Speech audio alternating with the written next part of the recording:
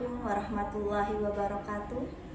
Perkenalkan, saya Apoteker Herning Tias Nautika Lingga, Magister Sains. Saya merupakan dosen di program studi pendidikan profesi apoteker, Fakultas Matematika dan Ilmu Pengetahuan Alam, Universitas Lambung Mangkurat. Pada video kali ini saya akan menerangkan tentang salah satu mata kuliah yang saya ampu di program studi pendidikan profesi apoteker Fakultas Matematika dan Ilmu Pengetahuan Alam Universitas Lambung Mangkurat, yaitu Komunikasi Farmasi dan Promosi Kesehatan. Mata kuliah Komunikasi Farmasi dan Promosi Kesehatan merupakan mata kuliah wajib pada program studi yang disajikan pada semester 1. Terdiri atas 1 SKS teori yang ditempuh dalam 16 kali pertemuan, termasuk ujian tengah semester pada pertemuan ke-8 dan ujian akhir semester pada pertemuan ke-16. Mata kuliah ini diampu oleh tim teaching yang merupakan kolaborasi antara dosen internal program studi pendidikan profesi apoteker, dosen program studi psikologi, dan juga praktisi. Metode yang saya gunakan dalam pengajaran adalah DIA, yaitu Delivery, Interaction, and Assessment. Pada aspek yang pertama, delivery, dilakukan penyampaian materi pembelajaran, baik secara langsung dengan metode ceramah maupun melalui video pembelajaran melalui LMS atau e-learning yang dimiliki oleh Universitas Lambung Mangkurat. Pada proses pembelajaran di dalam kelas, saya biasanya menggunakan gabungan antara metode student-centered learning, case-based learning, dan pada beberapa pertemuan mungkin disertai dengan role play. Kemudian pada aspek yang kedua, interaction, diadakan forum diskusi yang bisa dilakukan secara langsung di dalam kelas maupun melalui LMS atau e-learning ULM. Dan yang terakhir, pada aspek asesmen, dilakukan melalui tugas atau penugasan terstruktur dan juga kuis di setiap pertemuan perkuliahan. Mata kuliah ini memiliki 3 capaian pembelajaran mata kuliah atau CPMK, yaitu CPMK yang pertama, mahasiswa mampu menerapkan dasar komunikasi farmasi, interview, dan asesmen. Kemudian CPMK yang kedua, mahasiswa mampu menerapkan keterampilan berkomunikasi untuk membangun hubungan profesional dalam kolaborasi interprofesional dan konseling pasien di berbagai tempat pelayanan kefarmasian serta komunikasi bagi pasien dengan kebutuhan khusus. Dan CPMK yang ketiga, yakni mahasiswa mampu mengembangkan program promosi kesehatan mulai dari tahapan need and target assessment, planning development, implementation, dan evaluation and sustainability. Sedangkan sub CPMK pada mata kuliah ini terdiri dari 15 sub CPMK, bisa dilihat pada layar. Materi pembelajaran yang disajikan pada perkuliahan Komunikasi Farmasi dan Promosi Kesehatan terdiri dari 11 materi pembelajaran. Yang pertama, dasar komunikasi farmasi, interview, dan asesmen. Yang kedua, hubungan profesional dan kolaborasi interprofesional. Ketiga, konseling pasien di tempat pelayanan kefarmasian. Yang keempat, komunikasi farmasi bagi pasien dengan kebutuhan khusus. Yang kelima, farmasi patient communication. Yang keenam, health promotion and public health pharmacy. Yang ketujuh, fondasi dan teori perubahan perilaku dalam promosi kesehatan. Yang kedelapan, need and target assessment. 9, program planning development. 10, program implementation. Dan 11, program evaluation and sustainability. Untuk referensi yang digunakan pada mata kuliah ini bisa dilihat pada aspek yang dinilai pada perkuliahan atau mata kuliah ini meliputi tugas sebesar 40%, di mana terdiri dari penilaian kehadiran minimal 80%, keaktifan di dalam kelas, kuis, dan penugasan terstruktur. Kemudian untuk penilaian ujian tengah semester memiliki bobot 30% dan ujian akhir semester 30%. Berikut cuplikan pengajaran mata kuliah komunikasi farmasi dan promosi kesehatan dengan materi dasar komunikasi farmasi, interview, dan asesmen. Selamat menyaksikan. Assalamualaikum warahmatullahi wabarakatuh. Waalaikumsalam warahmatullahi wabarakatuh. Selamat siang. Gimana kabarnya? Baik. Sebelumnya saya ucapkan selamat datang di kelas komunikasi farmasi dan promosi kesehatan, dan selamat juga kalian alhamdulillah sudah terpilih sebagai mahasiswa di program studi pendidikan profesi apoteker. Oke, sesuai kontrak perkuliahan yang sudah disampaikan minggu sebelumnya, hari ini kita akan memasuki materi yang pertama ya. Jadi ada 3 topik yang akan kita bahas hari ini. Namun seperti biasa sebelum kita memulai perkuliahan, marilah kita bersama-sama berdoa terlebih dahulu supaya proses pembelajaran kita hari ini mendapatkan manfaat dan mungkin bisa berguna di kehidupan kalian kelak sebagai seorang apoteker. Berdoa dimulai. Selesai. Oke, sesuai kontrak perkuliahan dan juga RPS yang sudah disampaikan, mungkin salah satu kewajiban ya adalah mahasiswa harus mengisi presensi terlebih dahulu ya. Seperti biasa, presensi bisa kalian akses di portal akademik di Singhari ULM. Silakan diisi terlebih dahulu, jangan sampai terlupa, karena presensi atau kehadiran ini salah satu penilaian dalam mata kuliah kita ya. Jadi kalian harus minimal berhadir sebanyak berapa persen? 80%. Jadi itu sebagai salah satu penilaian kehadiran, itu juga cukup penting. Oke, outcome dari pembelajaran hari ini adalah mahasiswa mampu menerapkan komunikasi farmasi, interview, dan asesmen. Kenapa materi ini penting? Karena kalian nanti sebagai calon apoteker, tentunya kalian akan berhubungan dengan banyak orang ya, dengan pasien, dengan keluarga pasien, ataupun dengan tenaga kesehatan yang lain. Nah, tidak mungkin kan kalian tidak berkomunikasi gitu. Jadi salah satu materi yang akan kita pelajari hari ini cukup penting gitu ya, atau menjadi dasar mungkin sebelum nanti kalian terjun langsung di tempat praktek ya. Nanti kalian akan PKPA di rumah sakit, di apotek, kemudian di puskesmas, itu pasti ada proses komunikasi gitu ya. Nanti kalian akan ketemu langsung dengan pasien. Nanti bagaimana cara berkomunikasi yang baik, efektif, supaya pasien itu bisa memahami apa yang ingin kalian sampaikan. Oke, sebelumnya untuk referensi, ini beberapa referensi yang bisa kalian acu. Nanti referensi ini adalah referensi utama ya, dan semuanya sudah saya upload di e-learning, nanti kalian bisa download dan dipelajari. Nah, ini tadi konten yang akan kita bahas. Yang pertama adalah dasar komunikasi farmasi.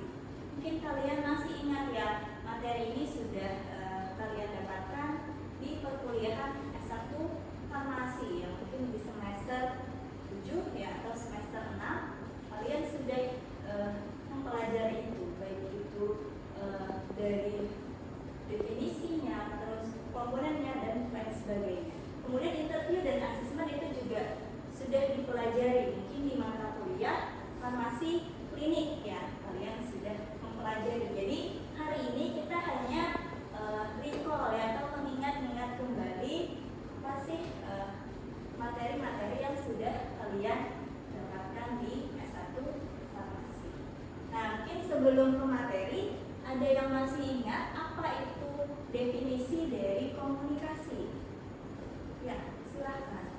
Menurut saya, untuk komunikasi itu proses penyampaian pesan antara yang menyampaikan pesan atau komunikator dan yang menerima pesan atau komunikan. Oke, ya. Baik sekali ya, berarti masih ingat ya, karena materi ini juga cukup dekat ya, semesternya di semester atas. Ya benar sekali, jadi komunikasi itu merupakan proses dua arah ya, biasanya yang namanya komunikasi tentu ada proses dua arah. Apa yang disampaikan ya, tentunya ada pesan ya, antara siapa? Tadi si komunikator atau yang memiliki pesan dan komunikan si yang penerima. Atau kalau dalam konteks sehari-hari, komunikator ini nanti kalian sebagai seorang apoteker ketika menyampaikan informasi terkait obat kepada pasien ya, pasien ini dalam hal ini sebagai komunikan ya. Mungkin kita berlanjut ke komponen komunikasi. Ada yang masih ingat nggak komponen komunikasi itu ada apa saja? Ya boleh silahkan. Jadi yang pasti ingat kalau misalnya dalam komunikasi itu ada bambu. Yang pertama tadi ada komunikatornya, kemudian ada pesan yang disampaikan oleh komunikator, lalu ada media yang digunakan dalam komunikasi, setelah itu ada komunikan, yang kemudian ada feedback yang diberikan oleh komunikan, dan yang terakhir itu ada hambatannya atau barrier. Oke, jadi baik sekali ya. Jadi, nah untuk komponen komunikasi ini semuanya harus ada. Bagaimana kalau salah satunya tidak ada? Itu tidak bisa terjalin yang namanya proses komunikasi. Misal saya eliminasi satu ya di bagian komunikator, apakah bisa terjadi proses komunikasi? Tidak, karena tidak ada yang memberi pesan atau menyampaikan pesan. Atau misalnya saya bentuk ini, kira-kira masih bisa nggak? Tidak bisa juga ya. Saluran atau media di sini bisa media lisan gitu ya, atau media tertulis, misalnya nanti ada dalam bentuk leaflet atau audio visual. Nah itu juga sangat penting komponen ini, tidak bisa ditiadakan. Nah kemudian kita masuk ke tataran komunikasi. Jadi komunikasi itu ternyata banyak ya, kalau dari tataran atau tingkatannya. Dimulai dari yang pertama, komunikasi intrapribadi atau komunikasi yang terjadi di dalam diri kita sendiri. Kemudian yang kedua, yang di sini komunikasi antar pribadi. Ya, berarti ini terjadi antara minimal dua orang. Ya, misal kalian dengan teman, ya, atau dengan orang tua, atau nanti dengan pasien, itu masuk dengan tataran komunikasi antar pribadi. Kemudian yang ketiga ini komunikasi kelompok. Nah, dalam komunikasi kelompok itu terbagi lagi menjadi dua ya, ada kelompok kecil dan kelompok besar. Masih ingat kira-kira tataran komunikasi yang termasuk kelompok kecil minimal anggota ya, atau responden atau orang-orang yang ada di dalam kelompok itu berapa? Berapa? 25. Iya, benar ya, 25 orang. Sedangkan lebih dari itu, maka dia dikelompokkan dalam kelompok besar. Kira-kira bisa nggak terjadi komunikasi di dalam kelompok? Bisa ya. Misal kalian di dalam kelas kan mungkin akan berbicara satu sama lain, ada yang ikut lagi, ada yang datang nanti ikut berdiskusi. Itu kan berarti membangun sebuah komunikasi ya dalam kelompok kecil ataupun kelompok besar. Nah, tataran berikutnya ada komunikasi organisasi. Kira-kira ada yang bisa memberikan contoh tataran komunikasi organisasi ini yang seperti apa? Ya, silakan. Mungkin sepengetahuan saya, kalau komunikasi organisasi itu komunikasi yang dilakukan dalam organisasi, misalnya seperti di organisasi BEM atau HIMA atau organisasi lainnya. Oke, benar sekali ya. Jadi dalam suatu organisasi kan biasanya kita ada penentuan visi, misi gitu ya, atau program kerja yang itu perlu didiskusikan secara bersama oleh anggota organisasi ya. Tidak mungkin kan dalam suatu organisasi yang menetapkan hanya ketuanya ya, oh kita harus programnya seperti ini. Perlu ada masukan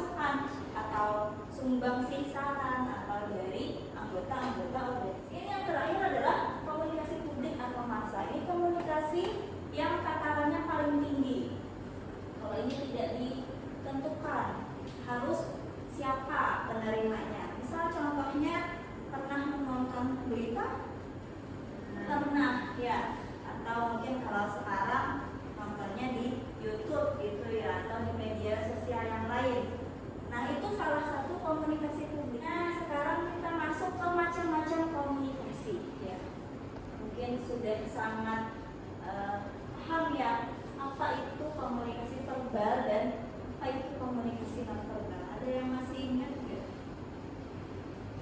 Kalau verbal ini biasanya komunikasi yang menggunakan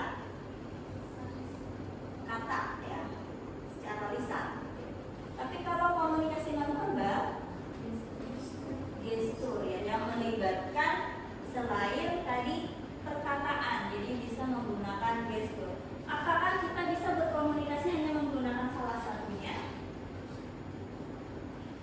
Bisa, tapi mungkin itu tidak maksimal. Jadi antara komunikasi verbal dan nonverbal dia saling melengkapi. Misalkan ya, si verbal kita harus punya keterampilan apa ketika kita akan menggunakan komunikasi verbal. Yang pertama adalah kemampuan untuk mendengarkan, karena tadi menggunakan perkataan atau secara lisan supaya kita bisa mendapat feedback atau menerima pesan dengan baik. Kita harus bisa atau memiliki kemampuan untuk mendengarkan dengan baik. Kemudian yang kedua adalah memahami apa pesan yang disampaikan.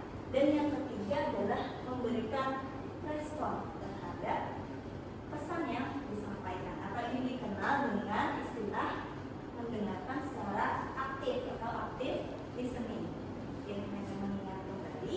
Kemudian selain itu kita juga punya keterampilan dalam hal mengevaluasi, karena dalam komunikasi verbal biasanya dia selalu dilengkapi oleh komponen non-verbal. Jadi nanti ada gestur, ada mimik, ada nanti gerakan tangan ataupun yang lainnya, tatapan wajah atau yang lainnya. Tentu kita harus bisa bagaimana mengevaluasi hal tersebut atau komponen non-verbal apa yang mendampingi dari komunikasi verbal tadi.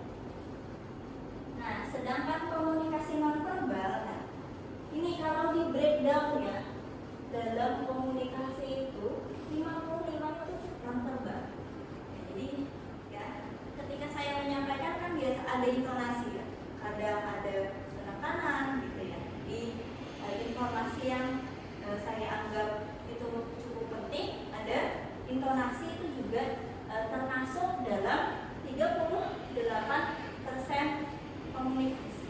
Kemudian saya melengkapi dengan gerakan tangan, kemudian tatapan gitu ya, itu di 55%, dan 7%-nya adalah perkataan atau lisannya tadi. Nah, ini contoh komunikasi non verbal atau tadi body language apa saja, macam-macam ya. Misal cara duduk, kemudian bisa jadi pergerakan kepala, pergerakan tangan gitu ya, atau bagaimana cara kita salaman, itu juga salah satu dalam komponen yang nonverbal. Ya, ini ada elemen-elemen dalam komunikasi nonverbal. Jadi kurang lebihnya ada 4 ini ya, elemen dasar dalam komunikasi nonverbal.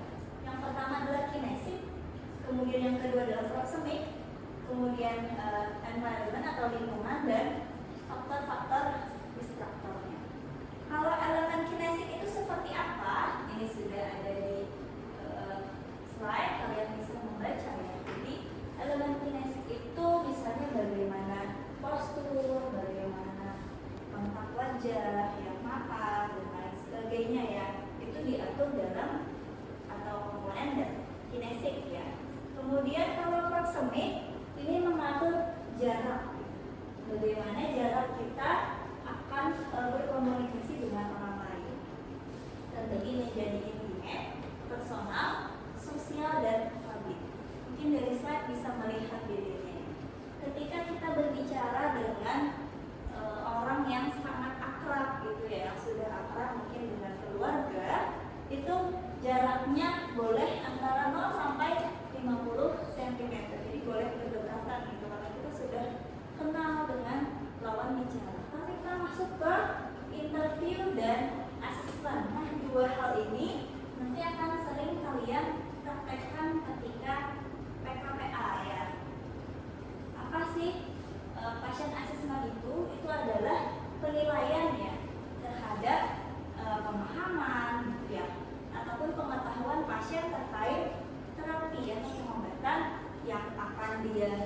terima atau yang sedang dia jalani saat ini. Dalam hal kita mengasesmen atau menilai pasien, tentunya kita akan mewawancara atau interview ya. Jadi ini adalah cara yang paling mudah ya. Ketika kita ketemu pasien, kita akan bertanya gitu ya, supaya kita menilai apakah pasiennya paham atau tidak. Cara yang termudah ya. Kira-kira ada nggak cara yang termudah lain? Saya punya beberapa komponen interview yang efektif. Yang pertama adalah listening. Ya, jadi karena kita akan menilai, mengakses pengetahuan atau pemahaman pasien, kita harus mendengarkan dengan baik ya. Nanti apa respon yang diberikan oleh pasien. Kemudian yang kedua adalah probing atau menggunakan pertanyaan untuk memperoleh informasi yang dibutuhkan dari pasien atau klarifikasi masalah. Jadi menggunakan pertanyaan ini bisa jadi kita menggunakan pertanyaan yang terbuka, ya, nanti pasiennya bebas mau menjawab apa saja, atau menggunakan pertanyaan yang tertutup atau closed question. Jadi kita sudah memberikan alternatif, pasiennya tinggal menjawab ya atau tidak, itu juga bisa. Kemudian komponen yang ketiga adalah menggunakan pertanyaan-pertanyaan yang sensitif atau sensitive question. Kemudian yang keempat adalah use of silence. Jadi dalam kita menginterview, kita perlu memberikan waktu kepada pasien supaya pasiennya itu berpikir dulu. Kalau kita terus-menerus memberikan pertanyaan, pasien itu terkesan dia diintimidasi gitu ya. Jadi kita nanti malah tidak bisa mendapatkan respon yang baik. Jadi bisa kita berikan waktu untuk pasien berpikir, establish rapport. Jadi berikan kata-kata ya, ketulusan atau empati, dan yang ini yang perlu ya, tidak menjudge pasien. Apa respon yang diberikan pasien itulah apa adanya. Jadi jangan kita, oh kayak sampai di sini ada yang mau ditanyakan? Ya silahkan. Sudah juga izin bertanya Ibu, untuk sensitif question itu seperti apa? Nah, jadi dalam kita menginterview, kadang ada sekelompok pasien ya, yang mungkin merasa hal yang akan kita tanyakan ini sensitif. Misal, kalau kita ingin mengklarifikasi apakah pasien ini merokok atau tidak, itu salah satu. Kalau misalnya yang datang ke apotek ini pasiennya perempuan, biasanya kan kalau pasien perempuan kadang ada obat-obat yang berpengaruh pada misalnya ibu hamil, menyusui. Nah, salah satu sensitif adalah apakah ibu sedang hamil atau sedang menyusui, itu sensitif bagi orang. Atau dari misalnya ada usia gitu ya, ada karakteristik pasien yang bisa kita lihat, kayak itu saya atau juga rekam medis. Kira-kira usia ini apakah sudah masuk usia menikah? Kan biasanya kalau di rekam medis itu malah ada ya, sudah status pernikahan, sudah menikah atau tidak. Nah, kalau misalnya seperti ini, kita bisa langsung menanyakan ke poin yang berikutnya, misalnya apakah sedang hamil atau menyusui. Tapi mungkin penggunaan kalimat tanyanya itu harus diperhatikan. Oke, sekarang kita sampai ke tadi kasus ya. Nah, di sini saya punya kasus, ada seorang pasien datang ke apotek mengeluhkan batuk kering yang tak kunjung sembuh walaupun telah minum obat. Kira-kira kalian ketika ketemu pasien ini, apa yang kalian tanyakan pertama kali ke pasiennya? Sudah berapa lama batuknya? Boleh? Ada lagi? Dia sudah memaku, sudah minum obat. Supaya kita tahu bagaimana cara dia meminum obat, bisa ditanya obat apa yang diminum gitu ya. Selain itu apa? Bagaimana Bapak atau Ibu meminum obatnya? Apakah frekuensinya sudah benar, aturan pakainya sudah benar? Atau bisa jadi kalau dari aspek yang lain, misal batuk kering kan bisa berkaitan dengan penggunaan salah satu obat yang lain yang menimbulkan efek samping. Bisa ada masih ingat nggak obat apa yang efek sampingnya bisa menyebabkan batuk kering? Obat antihipertensi, ada yang masih ingat? Salah satu obat yang punya efek samping batuk kering adalah Captopril. Jadi bisa jadi ya ternyata pasien punya penyakit yang lain gitu, yang komorbid, yang dia rutin minum obat tersebut sehingga batuk keringnya tidak akan sembuh walaupun sudah diobati, karena ada obat lain yang menyebabkan efek samping itu ya. Nah, mungkin secara singkatnya seperti itu. Nanti bisa lagi ya, apalagi yang ditanyakan bisa ya, apakah misalnya minum obatnya menggunakan apa gitu ya, ternyata dia menggunakan air susu kah misalnya yang mungkin berinteraksi dengan obatnya, atau menggunakan teh dan lain sebagainya, atau ketika mengkonsumsinya sambil makan, kan ada beberapa obat yang tidak bisa dikonsumsi berbarengan dengan makanan misalnya, itu juga bisa jadi salah satu ya. Jadi untuk studi kasus ini nanti juga bisa kalian akses lagi ya di e-learning, dan sebagai bentuk evaluasi untuk perkuliahan kita hari ini, saya sudah menuliskan kuis ya, kuis yang harus kalian akses. Jadi silakan diakses maksimal 30 menit dari sekarang, dari perkuliahan ini nanti saya akhiri, maksimal dalam waktu 30 menit kalian harus mengakses kuisnya, karena mumpung masih fresh gitu ya materinya diberikan. Apakah kalian sudah memahami atau tidak, ya silahkan menjawab kuisnya di e-learning. Kemudian nanti jika ada yang ingin didiskusikan kembali, mungkin karena perkuliahan kita hanya sebentar di kelas, nanti silahkan kalau ada yang ingin didiskusikan bisa menggunakan forum diskusi yang ada di e-learning, ataupun bisa chat secara langsung via WhatsApp-nya. Silahkan. Mungkin itu untuk materi perkuliahan kita hari ini. Terima kasih banyak atas perhatiannya. Salah hilaf mohon maaf. Saya akhiri. Assalamualaikum warahmatullahi wabarakatuh. Waalaikumsalam warahmatullahi wabarakatuh. Demikianlah video pembelajaran dari saya. Terima kasih telah menyaksikan. Semoga bisa memberikan manfaat untuk kita semua. Assalamualaikum warahmatullahi wabarakatuh.